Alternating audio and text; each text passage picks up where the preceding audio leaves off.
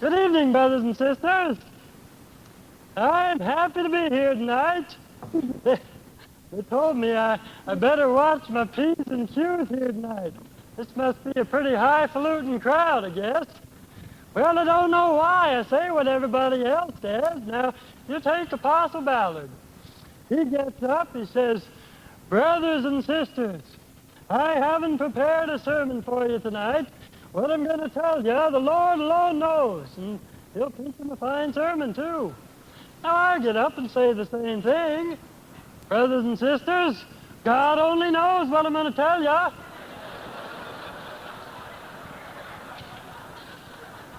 See, they all laugh. Well, because of that, President Grant has asked me to write out my speeches these days. Of course, I have my discourse here in my pocket. He told me I had to write it. Didn't tell me I had to read it. So I won't.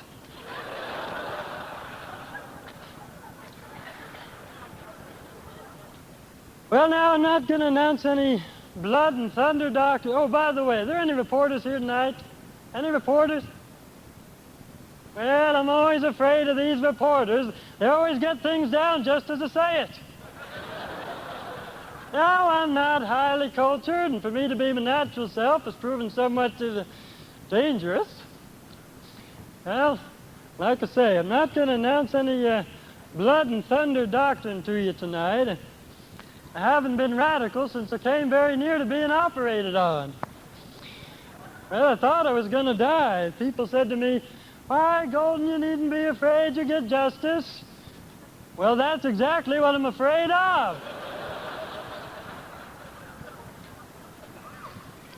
Now, I've been around long enough to know a thing or two, and I come here to pass it on so some of you won't have to travel the same rocky ground I did.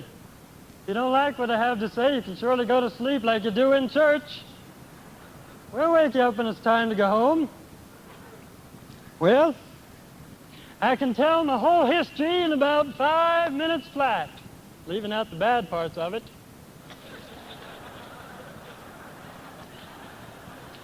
My whole name is Jonathan Golden Kimball. Now, most people call me Golden. I'm one of the polygamous sons of Heber C. Kimball. 42 sons, and not a bastard among them. That's quite an accomplishment. That's right, 17 daughters and 46 sons out of 16 wives. Now, I don't know how many wives my father had. He never told me, and Mother said he never mentioned it to her either.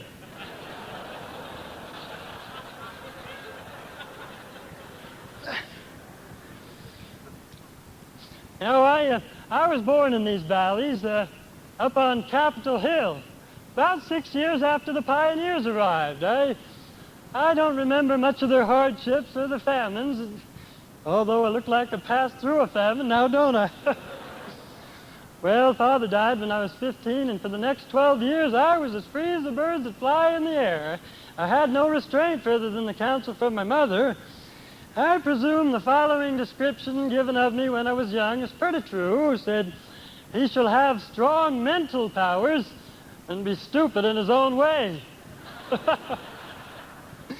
Well, I grew up here in Salt Lake City. I've known this town my whole life. It isn't safe anymore. I'd just as soon think of putting my daughters in a den of lions as to send them to Salt Lake City. There's no safety for your children if you don't look after them. I don't care who you are, apostle, prophet, evangelist, or priest. I think we ought to feed them on a raw meat and cayenne pepper and green cactus diet. That'd stiffen their backbones. I remember being in a far-off settlement not long ago for conference where they see few, if any, of the leading brethren. Great many young people there. Well, after I retired, I was kept awake all night long by the boys and girls roaming the streets. Finally got up toward morning, looked at my watch, and they were still running the streets at 4:30. Well, I spoke to the stake president about that the next day, and he said, yes, they had their troubles all right, what with boys toting guns, etc. Thought maybe it was time to get their attention. Go to hell! Go to hell, that's where you're going to anyway if you don't quit your damn foolishness. I heard last night you're all running around with 6 shooters in your hip pockets. Better watch out. Damn thing will go off and blow your brains out.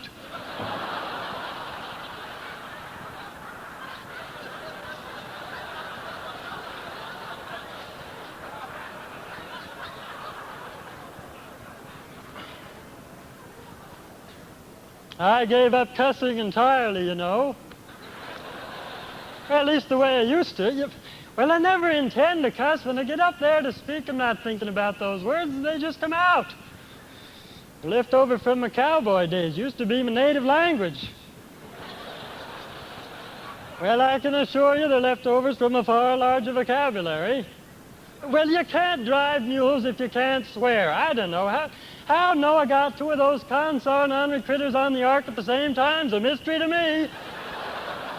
Well, I've never known a mule to so much as wiggle his ear unless he heard a few cuss words.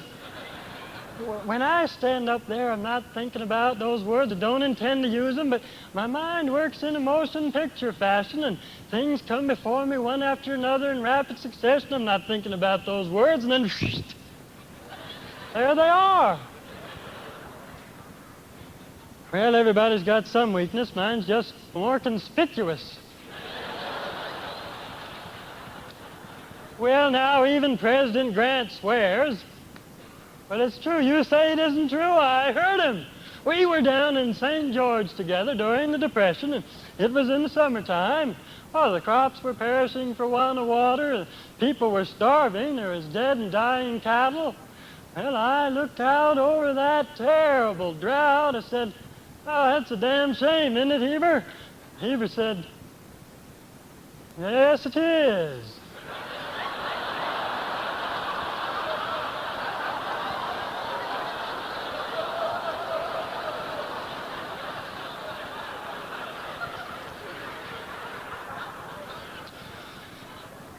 Well, when Father died, the family's all divided up, and we went up to Bear Lake, commenced to fight for life. God knows it was a hard fight, what with poverty and terrible blizzards in winter. Some years we had 9 months of winter and 3 months of late fall. Nothing grew, but still, we survived. My brother Elias and I, my sister Mary, and my dear mother, Christine Goldman. Well, the strange part of it was we never got discouraged. We hadn't enough sense to know when we failed. Oh, we had to hustle to earn a living, and that's how I became a hustler. I got into some cowboys, loggers, mule skinners. I went very quickly down the road to hell. Well, I think I've seen a couple of you on that road. Haven't I? Like I say, we had to hustle to earn a living. Now, one winter, the call came for volunteers to go to the canyon and cut logs for the Logan Temple. And I guess I was about 25 at the time. Well, what are you going to do when you're 25 in the middle of winter in Bear Lake country? So we all went, worked in snow to the waist, temperatures 10 to 40 below. Now, nobody got paid, and nobody even caught cold. Now, think of that. You read something into it? Good. Good, you should. Well, one day, Brother C.O. Card, who ran the camp, gave me one of the worst jobs I ever had. He said, Golden, I want you to take charge of this camp. Well, that didn't seem so hard.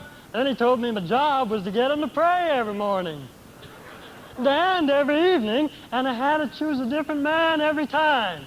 And we were to entirely stop swearing at all.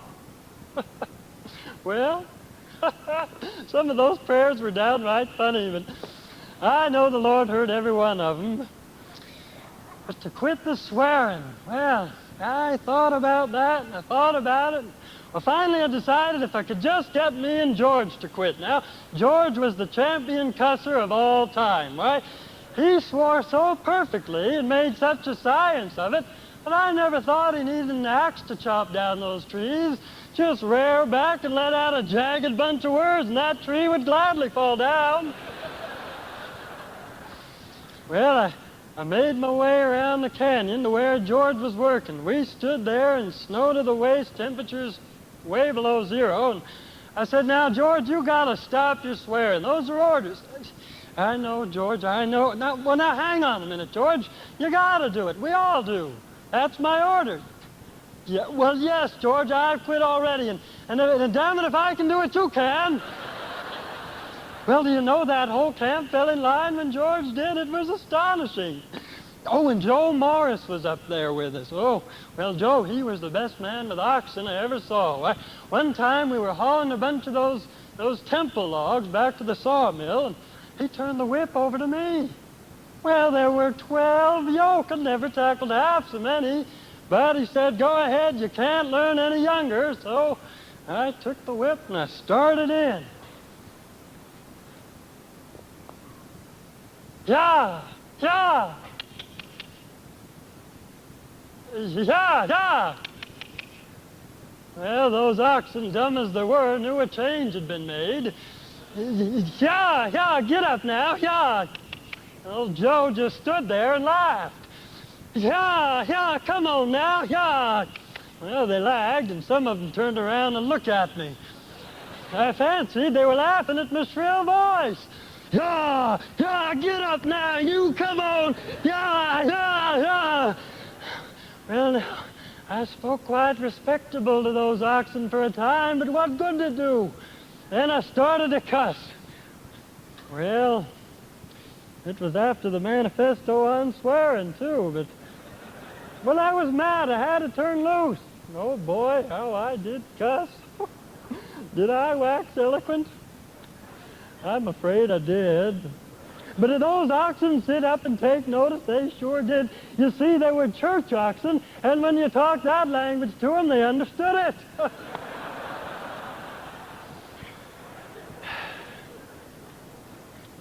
Well, you can see a training of that sort kicks hell out of you.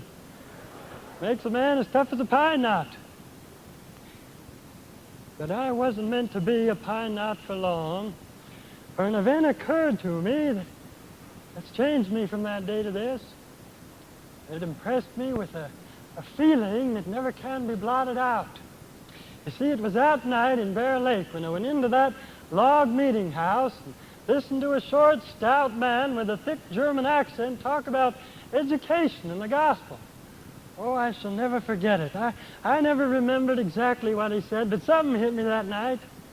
And I knew there was more to life than I had. That man was Brother Carl G. Mazer. Well, from Brother Mazer, my mother and my brother and I made as great a sacrifice as I've ever seen to get down to Provo, where we could attend the Brigham Young Academy, go to college. Well, from Brother Mazer, we not only learned academics, but we learned what it is to have character, what it is to be a Latter-day Saint. Whatever you are, don't be a scrub, he'd say. Well, up to that point, I didn't even know I was a scrub. It was news to me. Always be yourself, but always be your better self. Well, now, I've been trying to be the best I can, but I'm still not good enough for some folks. Well, I spent 2 years studying under Brother Mazer, and one day, it was in the spring of 1883, I had a petition for Salt Lake to grade the street. And I went to President Taylor's office to obtain signatures. Brother William Spence was in the office, and he said, Brother Kimball, President Taylor sent you a letter calling you on a mission, and he's disturbed because you haven't answered it. I said, well, how could I answer it if I never got it? He said, well, you better go in and talk to him. Now, like this? Well, if you say so.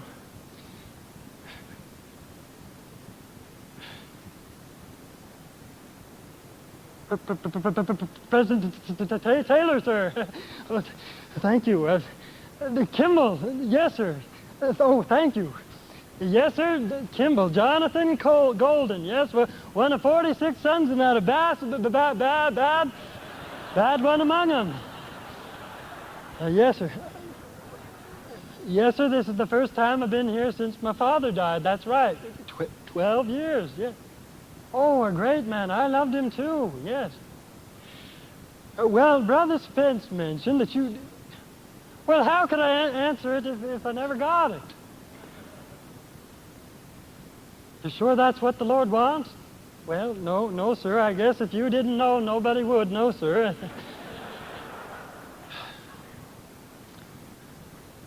I'll give you my answer at 1 hour.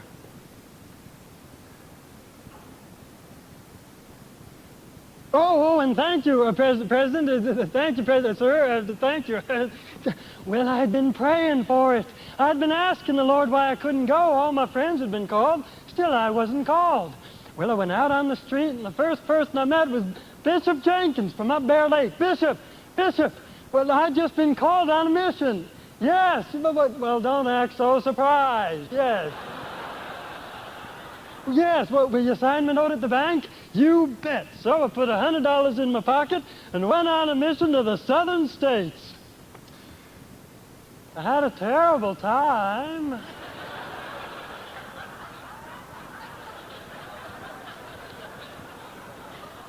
Well, when I think about it now, I actually shudder. You see, in the South, the missionaries were hounded, hunted, whipped, shot at, and some were killed.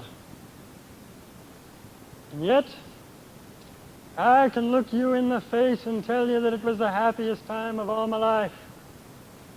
That's what you get for being in the service of the Lord. Well, we got on that train, 27 elders, cowboys, farmers, few educated, pretty hard-looking crowd, me included. We were on our way to meet President B.H. Roberts, president of the Tennessee Conference. Now, the elders preached, taught, and sang, advertised loudly their calling as preachers, and I kept pretty still for once in my life. Silence is golden. Well, I hardly opened my mouth until I heard some men talking about us. They were asking each other as to their destinations. One of them said, "I'm going north to escape the Mormons." Another said, "I'm going south to escape the Mormons." Third said, "I'm going east to escape the Mormons." Well, something welled up inside of me. I said, "Why don't you go to hell? For I know there are no Mormons there."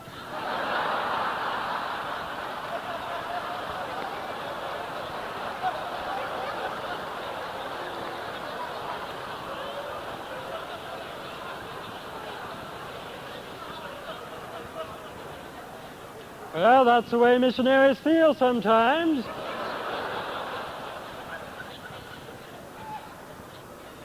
Well, the time finally arrived, and I received an honorable release from my labors. Now, that's the only release I ever got, and I'm proud of it. When I reported to President Wilford Woodruff, that great prophet, he said, "Brother Kimball," oh, he was so kind. He said, "Brother Kimball, come over here and sit down by me for just a minute." We only had a couple of minutes. He said, "Now, Brother Kimball, I've seen visions. I've had revelations. I've seen angels. But the greatest of all is that still, small voice.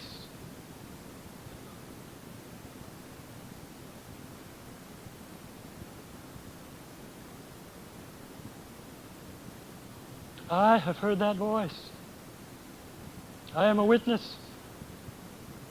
And I know that God lives.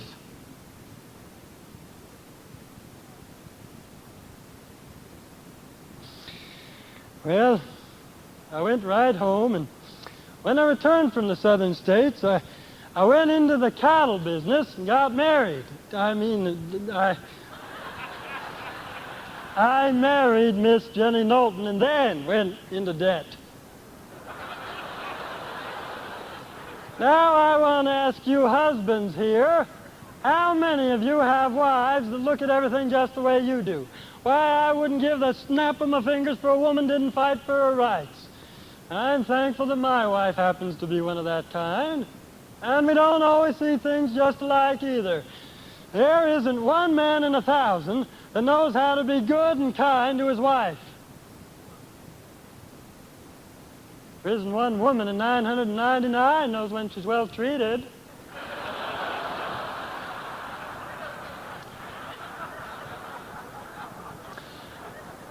Well, you see, when a man prepares to marry, he thinks he's getting an angel.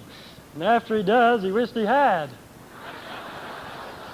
Oh, I love women. Yes, I love women, but, well, I don't love them like my father did.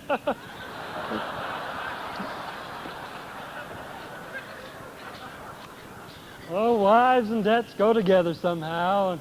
Now, if there's any counsel I could give to you brothers and sisters here tonight, it'd be, for heaven's sake, stay out of debt. Out of being debt as hell. It's the worst hell I've ever been in. I should know. I spent enough time there. Now I can tell you how to keep out of debt, but I can't tell you how to get out after you get in. Well, about the time that things started to look good in the cattle business, they called me on another mission. There was no noise about it. You called on a mission to the church to the southern states. Figured I didn't do it right the first time, I guess. Well, I went this time as mission president. Well, the South. Sometimes I think the only way we'll ever redeem the South is to burn it up completely and baptize for the dead.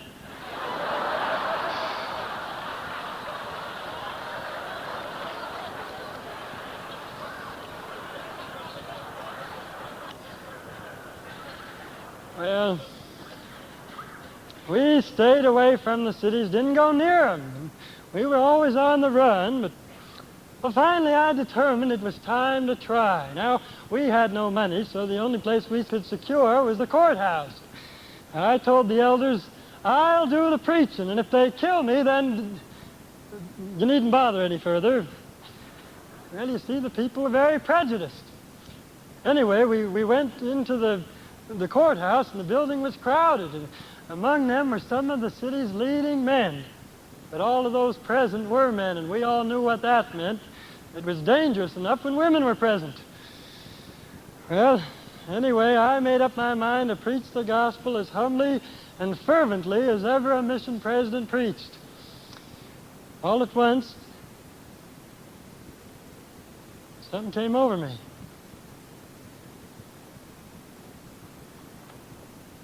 Gentlemen, you have not come here to listen to the gospel of Jesus Christ. I know what you've come for. You've come to hear about the Mountain Meadow Massacre and polygamy. And God being my helper, I will tell you the truth. And I did. I spoke to him for 1 hour. When the meeting was out, you could hear a pin drop. There was no comment, noise, or confusion. We went back to our hotel. After a while, a brass band played. I thought it meant trouble. Sent one of the elders to find out what it all meant. They told him we're serenading that big long fella.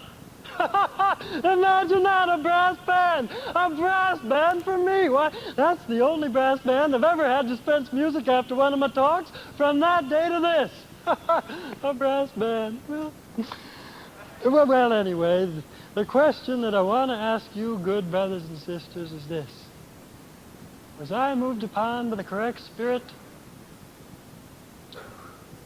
I told the elders, don't one of you dare preach that sermon. It'll cost you your life. And I've never preached it since. And I'm not going to preach it tonight. Don't worry about it. Well, you see, there's nothing like the mission field for the making of men. Now, I think that whenever a group of new missionaries comes out there, they're just a group of ignoramus elders like I was when I went. Well, the Lord certainly watches over the church, otherwise ignoramus missionaries would have destroyed her long ago. Now I realize that my reputation for wisdom has been injured greatly by repeating jokes and stories of that kind. In the estimation of some people, because of my calling, I should be as solemn as an owl. It's considered a good thing to look wise, you see, especially when not overburdened with information. Well, now I say we need not pull long faces, supposing that it indicates faith and is more pleasing to the Lord. Why, the Lord has said, cease from your light speeches and excess of laughter, but he certainly is pleased with pleasant countenances and a happy people. I think we ought to get people good-natured and in a mood to take what we have to give them. I'm a little like Father. He used to say, oh, remember what to do when you give the baby medicine. Just tickle it under the chin and down goes the medicine. Besides, a laugh is worth 100 groans in any market. Well, I remember my father himself. One time he was praying. Well, all at once he burst out in a laugh. He said, "Forgive me, Father, but when I pray for some men, I just have to laugh." Well, now, you see, with our most perfect organization and priesthood and authority, we still have our problems and our skeletons in the closet. Oh, men come to me occasionally and they take me by the hand and say, "I'm glad to shake hands with a good man." Well, I've often been thankful they didn't know me so well as I know myself. Well, what's a good man anyways? I've had business dealings with good men. At least they claimed to be good, and then when they got through with me, I didn't have anything left. Now, what can God do with a man like that? You may baptize him every 15 minutes, but if he doesn't repent, he'll come up out of the water just as dishonest as ever. Baptizing him won't settle the trouble, unless you keep him under.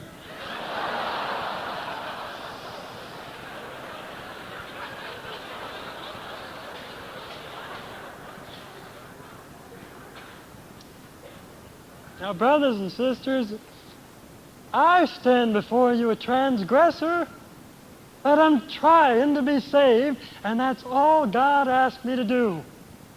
Any man who tries to do the right thing and continues to try is not a failure in the sight of God. Now, I want you to be good to me and help save me. Why, if I can be saved, it's a great encouragement to every man, woman, and child in Israel. Now, if you have problems, try and overcome them. And if you fail, try again. And if you then fail, keep trying. For God is merciful to his children. Oh, he's a great deal kinder to us than we are to ourselves. More kind, perhaps, than some who hold the priesthood are to one another. I don't know. Sometimes it's hard to understand. Like the time as a new mission president, when I was bringing home an immigration of new converts. And I went up to Bear Lake to comfort my wife who was sick. Brother Roberts wired me to come down to Salt Lake immediately. Now, they never consulted with me. They never asked me. They just sent for me. And that's how I was ordained to be a member of the First Council of 70. That reminds me, you know, there's 3 great shuns in this church by which men are called to positions of authority. Did you know that? Well, revelation, inspiration, and relation. Well, I would have never amounted to a damn thing in this church if my father hadn't have been Heber C. Kimball. Oh, we're all related over there anyway.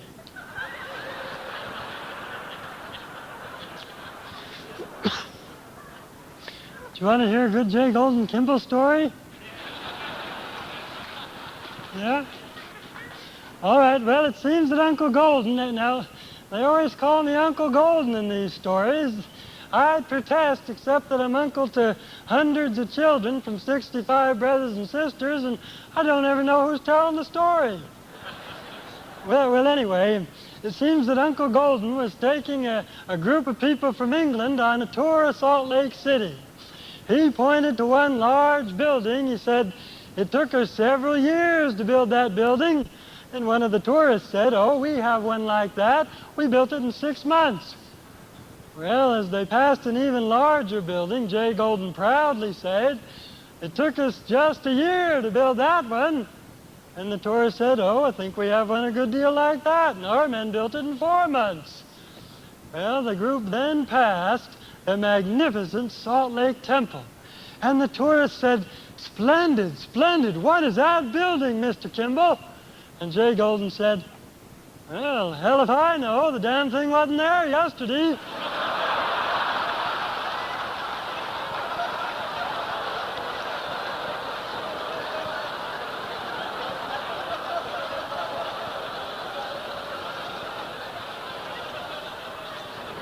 Well, now, I didn't say that. I didn't ever do that.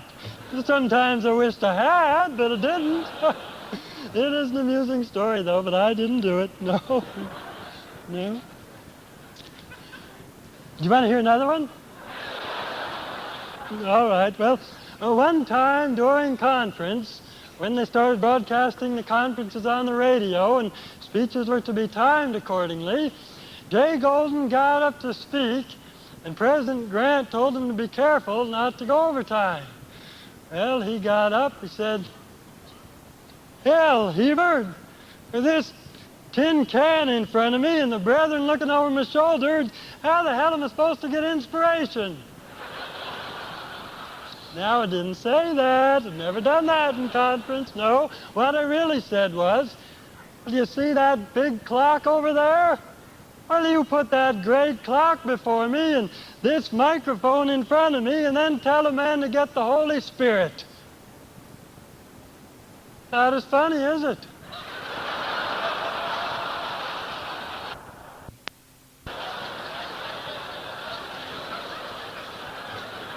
Do you see?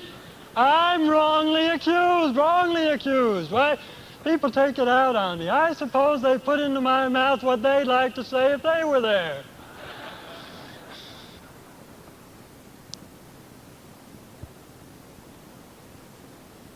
One more. Would you like to hear one more? Would you? Just one? All right.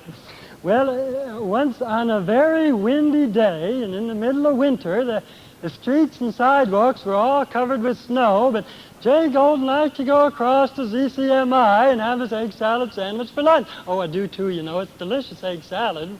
Well, anyway, on this one particular day, as he was about to cross the street, he noticed a large woman with a lot of big packages coming opposite him. Well, as he was crossing the street, she lost her direction and ran into him. Well, because of the icy conditions of the street, they both went down. Jay Golden first and the large woman on top. Well, they slid steadily southward, him underneath and her on top, until they hit the curb with a bump. Well, the lady, she looked down and recognized him. She said, "Oh, pardon me, Brother Kimball, I'm terribly sorry." Jay Golden looked up. He said, "Well, that's all right, sister, but you'll have to get off here. This is as far as I go."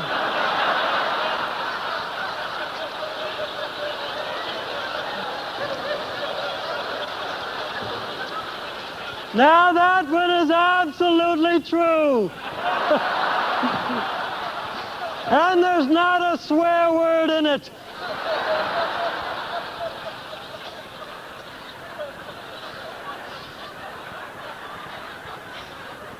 I don't know. I don't know. It seems like all the stories these days are about either me or Mae West.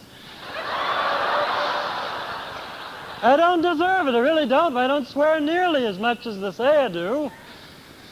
But it bothers the brethren. They talk to me long and hard about quitting. President Grant talks the longest and the hardest. Well, it's not easy for him. You see, he's a banker, a financier. He doesn't know about cowboys. Oh, other people try to help me too. I remember one time I was walking down the street during the Depression. Oh, the Depression. Oh, that was a terrible time. Shops closed down, people out of work, buildings vacant. Terrible. Well, anyway, I was walking down the street and a banker stepped out of his bank. Orville Adams over at Zion's Bank. Well, he'd made a fortune as a banker sitting in the bank all day saying no to people. Well, anyway, he stepped out of the bank. He says, "Come here, Golden. Come over here. I want to talk to you." I said, "What do you want, Orville?" He said, "Now, Golden, you got to stop your swearing. Now, President Grant isn't going to put up with it much longer. Why, he won't let you talk in conference anymore if you don't stop your swearing. Now, take my advice. Give it up." I said, "Well, Orville, I don't think that these are times when bankers ought to be giving advice to anybody."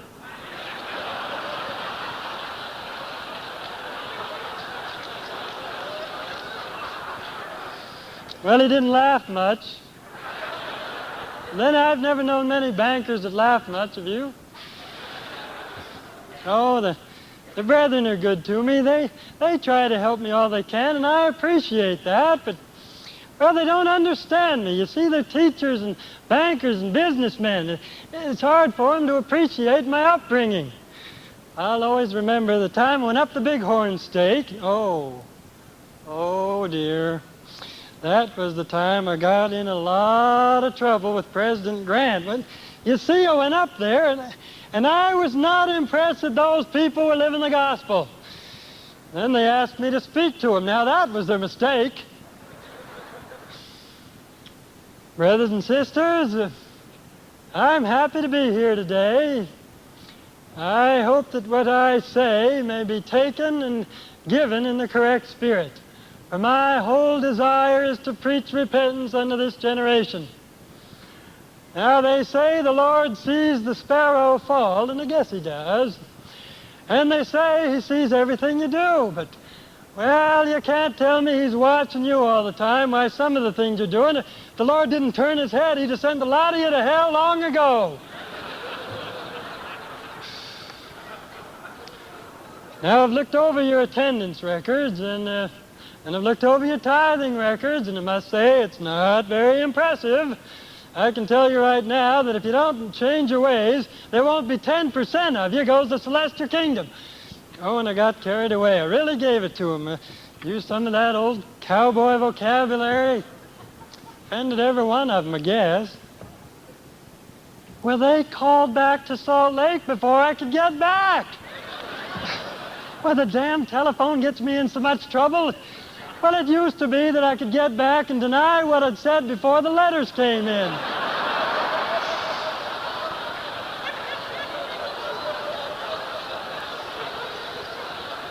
Well, now they call. I can't beat the phone calls. So they're waiting for me when I get back. President Grant was right there at the train station. He said, "Golden, I got several phone calls from the sisters up there. They told me what you called them. It's a terrible thing, Golden, to call them names like that. I'm very disappointed." I said, "Now, hold on. Wait, hold on now just a minute now, Heber. You got to remember, that's Wyoming. Why, that's hard country. It's difficult country. Why, it's a drab life. Those people are used to rough talk. Why, they don't hardly feel welcome if you don't call them sons of bitches."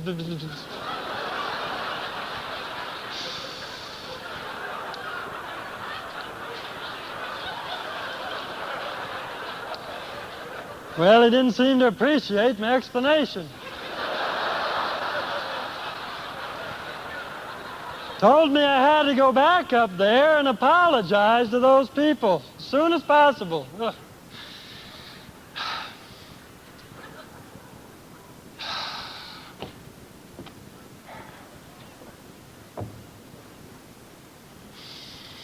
Brothers and sisters, I've been sent here to apologize for a remark I made a few months ago. Now, after looking things over again and with careful thought and much prayer, I will have to apologize for my rash remark. If you don't mend your ways, only 5% of you is going to the celestial kingdom, and not a damn bit more.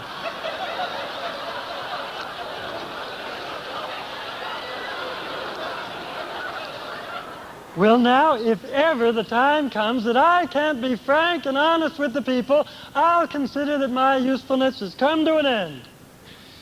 But after that, President Grant grounded me. Well, I had to travel with him for the next 8... Yes, that's right. I had to travel with him for the next 8 months. I didn't leave his side, not more than 2 feet away from him. Bless his heart. Well, the only thing that was hard for me was he gave the same talk everywhere we went. Well, I had it all memorized. Well, you know, it's that one about that which we persist in doing, not that the nature of the thing changes. You've all heard that, I guess. Well, if you haven't, I'll give it to you. Well, You know, he'd talk about having taken up two things, singing and baseball, and, well, how he couldn't play baseball or throw a ball or sing at all, but how he just kept after it, and practiced, and how eventually he became very good at it. And then he'd sing for him. He couldn't play baseball in the conference, so he'd sing for him, you see. Well, he'd sing that song, "The Flag Without a Stain," and I don't know, I always thought I could use a little more practice myself. Oh, but he could sing some better than me. And, well, he'd always tell him when I first started, he couldn't tell one note from the other. After I'd heard him say that about umpteen times, I got up, I said, "Brothers and sisters, I'll bet you that if that note had been a bank note, I bet you Heber J. Grant could have told you the difference."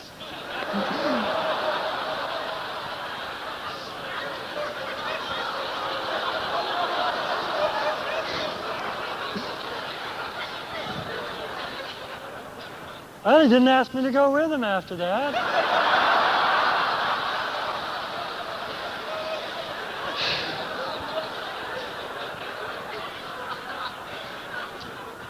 Well, it takes a lot of courage to always say what you think. Trouble is, we often think things we ought not to say. Now, I've often said things I was sorry I said, but I couldn't take it back. It keeps me pretty busy repenting, but, well, if I couldn't repent, I'd be woefully discouraged. Wouldn't you? Well, now, for heaven's sakes, I didn't mean to misuse President Grant. No, sir, no. Why, Lord knows, I sustain and uphold President Heber J. Grant as a prophet of God.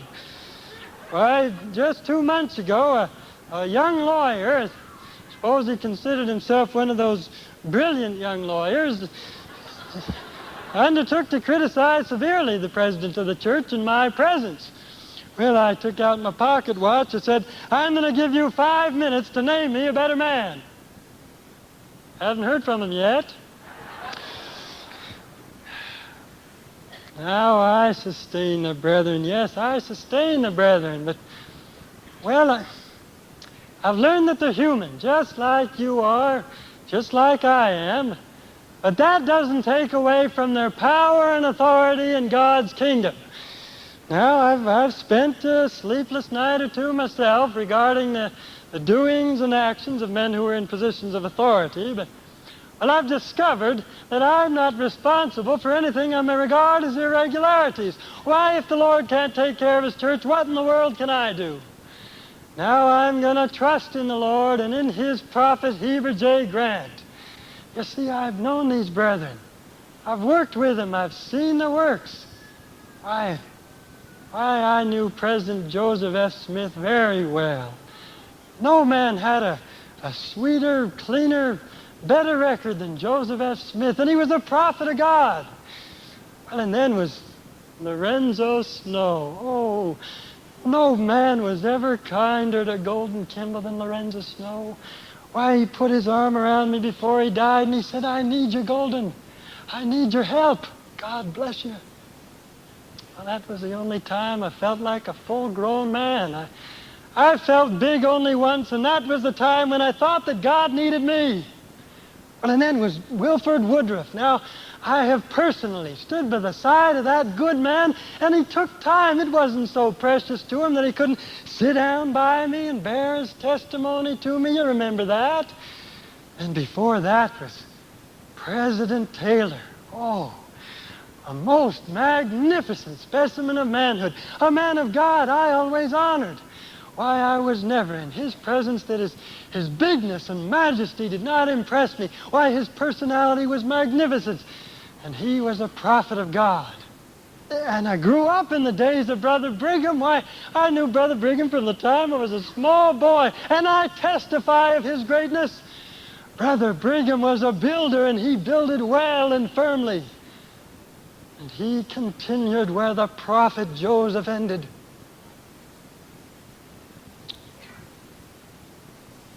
These men were all prophets of God, and I knew every one of them.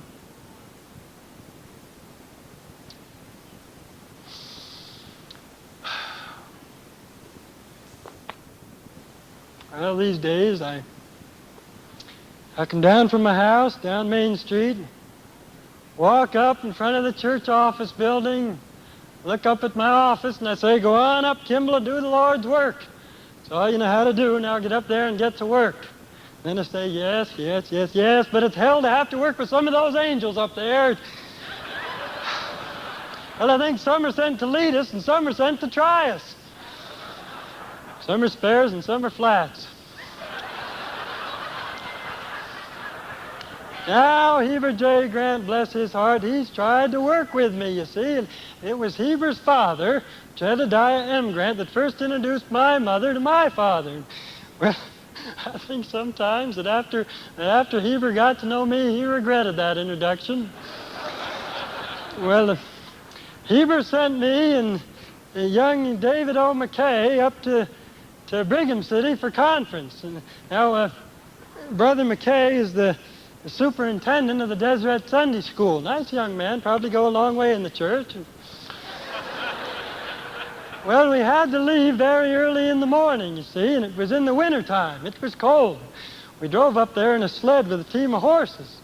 Got into Brigham City about 7:30, and meetings didn't start till 8:15, so I said, "McKay, let's go have some breakfast."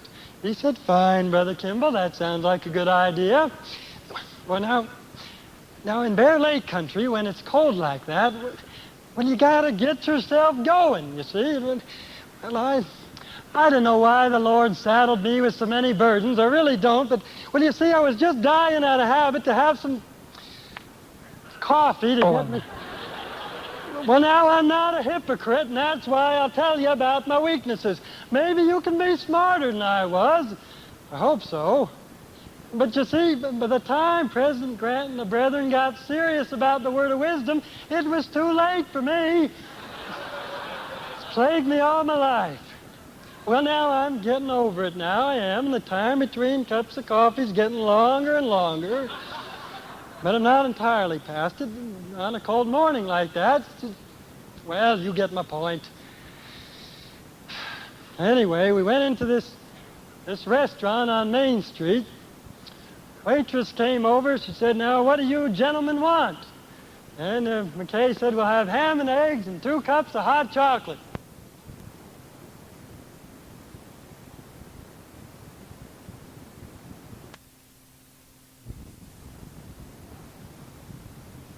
Well, I could hardly control myself. She left the table, and I excused myself and went to the men's room. On my way, I stuck my head in the kitchen, and I said, Ma'am, would you mind putting some coffee in that 1 cup of hot chocolate, please?" Well, she said she would, which was awfully kind of her. I washed up my hands and came back. Here she came with the ham and eggs and 2 cups of hot chocolate. And she said, "Now, which one of you gentlemen wanted that coffee and his hot chocolate?" I said, "Oh, hell, put it in both of them."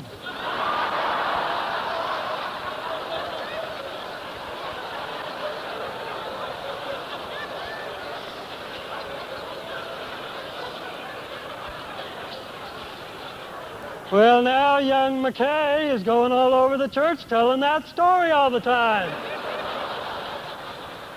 Wish he'd keep his mouth shut. It's disgusting. You see, I'd just as soon go out with somebody that understands me. I'm now what they call the senior member of the First Council of 70. It's not altogether merit. It's the natural order of things, because I've had the tenacity to outlive my fellow laborers. You want to know how to live a long life? Get an incurable disease. That's the only way. All right, if you get an incurable disease like I did malaria, you'll take care of yourself. Oh, we're a great deal like QA or QA or whatever his name is. Did you ever read QA's book? Well, when I was sick, I read it from lid to lid. According to the story, many people have gotten over physical ailments, well, they call it mental, by repeating the words, every day, in every way, I am getting better and better. So I went trotting around saying every day in every way, I am getting better and better. Every morning when I woke up, I was feeling worse and worse. Well, now, I have been administered to by some of the best men in this church. No better men have ever lived than the men have administered to me. But I'm ashamed to say I didn't have the faith to be healed. Now, I do have faith and the gift to heal others. I don't think it and I don't imagine it. I have seen God heal the sick. My family is very anxious for me to live for some reason. I hardly know what it is. I've been awfully neglectful of them. Now, pray not only for the leaders of the church, brothers and sisters, but pray for their families. Why, the leaders, they go out and tell you how to take care of your families, and all the while they're away from theirs. Well, my family wanted me to have a physical examination. I had to have an x-ray of my lungs and all that stuff, and I was scared to death. Nothing in the world frightens me so much as to have a physical examination. But I went to a young physician of some considerable renown, and this young man, he didn't believe in God, man, or the devil. I found that out. See, I told him I was a Mormon. He says, "You'll never get any better." I said, "Oh, yes, I will." He said, "I'd like to know how, because I have a better physician than you are." "Oh," he said, "and who's that?" I said, "The Lord Jesus Christ." Well, he laughed. He said, "There's nothing in it." Well, he was drowned last year, and I'm still alive. Well, it may not be for long. I don't know. People move along at a pretty good clip these days.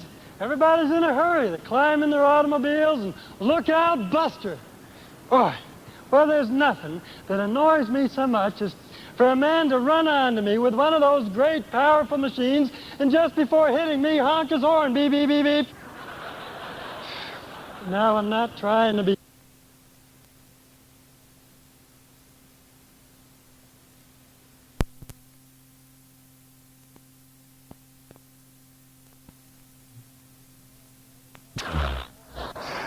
Now, I'm not trying to be funny. I'm trying to be serious.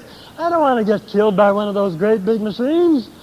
What I'm afraid of is they might not make a good job of it, leave me maimed for life. Oh, you know, that reminds me of another good J. Golden Kimball story. Shall I tell it? All right.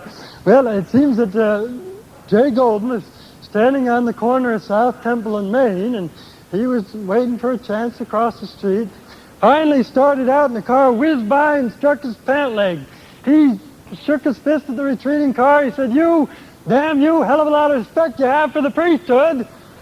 But now, I didn't say that. No, what I really said was, "You son of perdition! Have you no respect for the priesthood? Can't you tell the difference between one of the Lord's anointed and a common Gentile?"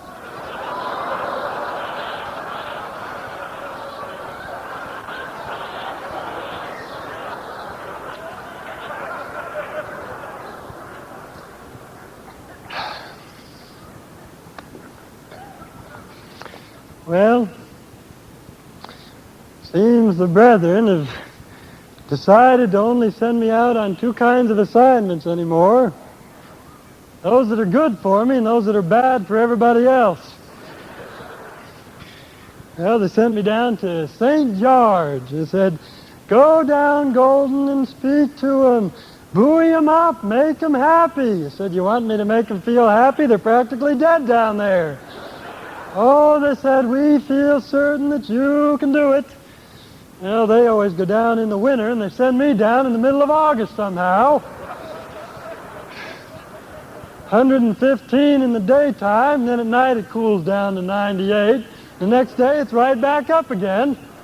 Why, those people down there paid a severe price, brothers and sisters, a severe price. I don't know how they do it. What with snakes and scorpions and Indians and heat? I don't know how they do it. And I told him so.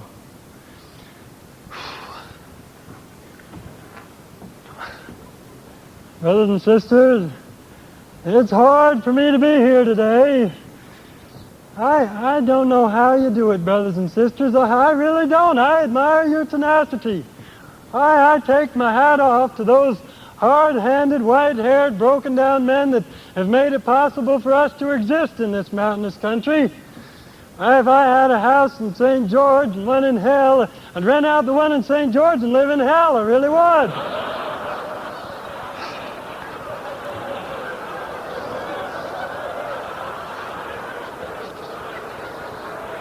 Well, they didn't like that. Called back to Salt Lake before I could get back. As a result, I had to go back down the next July and apologize to him. I don't know. I don't know. You brothers and sisters, you expect a lot from us. I know you do. You expect us to be perfect according to the way that you think we ought to be perfect. Well, none of us are. I'm not, you know that. I know great light from heaven comes down and causes us to lose all of our faults just because we're called to work in the Lord's kingdom. At least it never did for me. Now I have gained knowledge and information just the same as you have gotten yours. But I don't know, when we go out for conference, they ask me the strangest questions. Sometimes I think half the members of the church are stone crazy. Well, I remember I was on a conference in Las Vegas, Nevada, and we were singing a hymn. The Spirit of God like a fire. What? Huh? Well, the man next to me leaned over. He said, Brother Kimball, do you think Jonah was really swallowed by a whale? I said, I don't know, but I tell you what, when I get on the other side, I'll ask him. And he said, well, what if he isn't there? I said, well, then you'll have to ask him. Begins to come forth. Well, another time, a sister in Delta came up. She said, can I ask you a question? Sure, sister, go ahead. Well, she said, I have two brothers, twin brothers. Now, one of them is very good, always been faithful to the church, done everything that was asked of him, good family man, husband, father, and he was called home recently. He died. Well, my other brother isn't good for anything. Why? He smokes, he drinks, he beats his wife, chases other women, he's always out of work, and he's still alive. Now, how do you explain that, Brother Kimball? Well, I said, it's the Lord's will, I guess. She says, well, how can that be? And I said, well, it appears the Lord doesn't want that jackass brother of yours around any more than you do.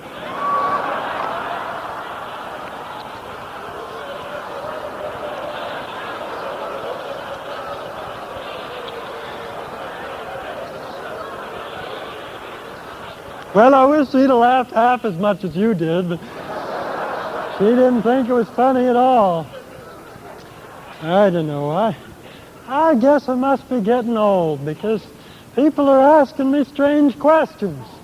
I was leaving the meeting house in Richfield the other day. Sister came up to me. She said, now, Brother Kimball, you're getting on now. You'll go and be on the other side pretty soon. Would you mind giving my father a message? And she handed me an envelope. I said, no, sister, I won't. She said, you won't? I said, no, I won't. I'll be too busy to look all over hell for your father.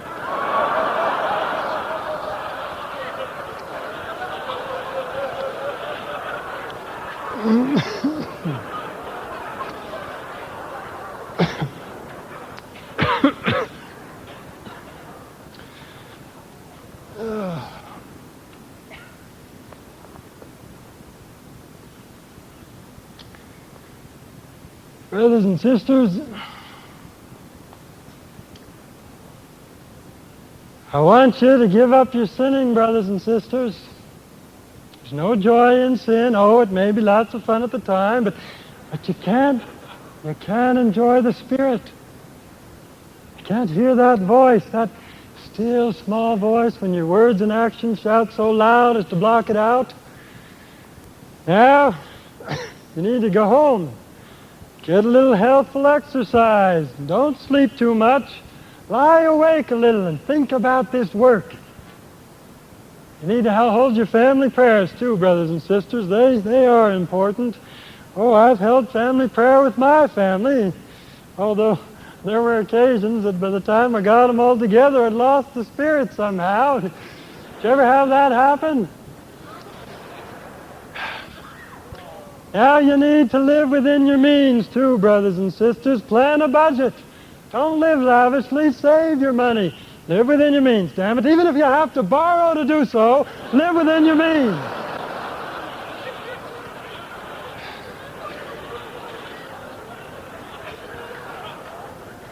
I think you ought to clean up this city too. I drove around a little before I came here tonight. Yeah, you need to fix up your yards, paint your houses and your barns. Some of you sisters could use a little paint yourselves.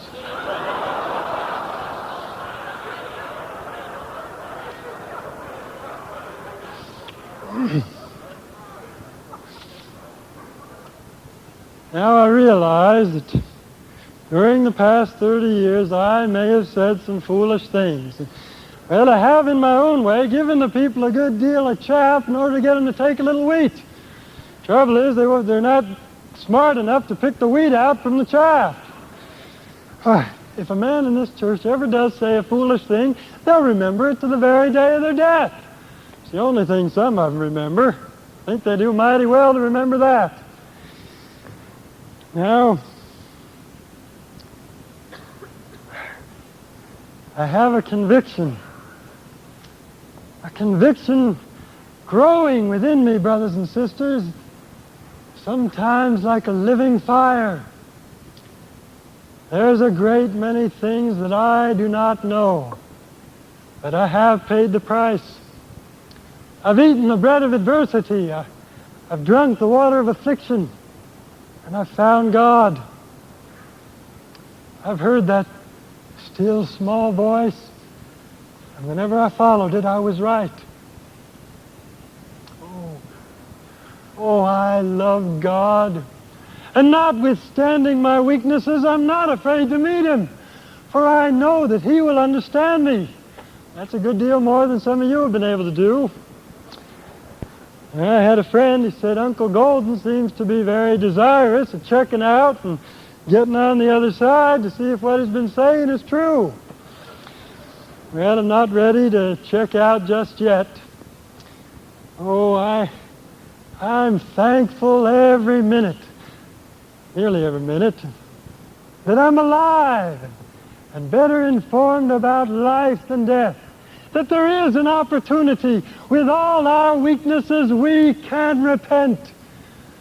And if you take from me the joy and the happiness, the peace and forgiveness, oh, for heaven's sakes, what do you got left? I wouldn't give you a nickel for the whole thing.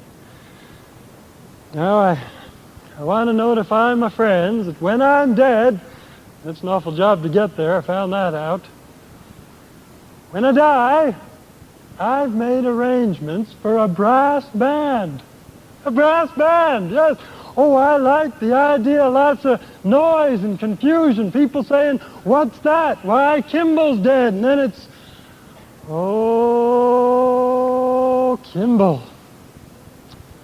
I may not have walked the straight and narrow, but I crossed it as often as I could. God bless you, brothers and sisters. Good night.